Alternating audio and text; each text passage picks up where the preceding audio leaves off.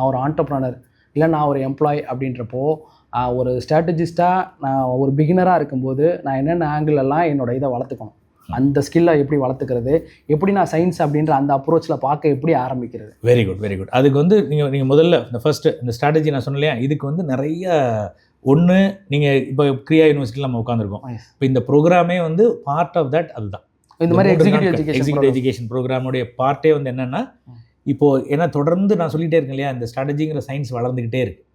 Every day வந்து புதிய புதிய கண்டுபிடிப்புகள், இதுக்குள்ளேயும் எப்படி ஸ்ட்ராட்டஜி செய்வது, வியூகம் வகுப்பது எப்படிங்கிற அந்த அறிவியலும் தொடர்ந்து ஆராய்ச்சிகள் மூலமாக வளர்ந்து. நான் சொன்னேன் இல்லையா, இப்போ 2005 ப்ளூ ஓஷன் வருது. அதுக்கு முன்னாடி வரைக்கும் ப்ளூ ஓஷன் கிடையாது.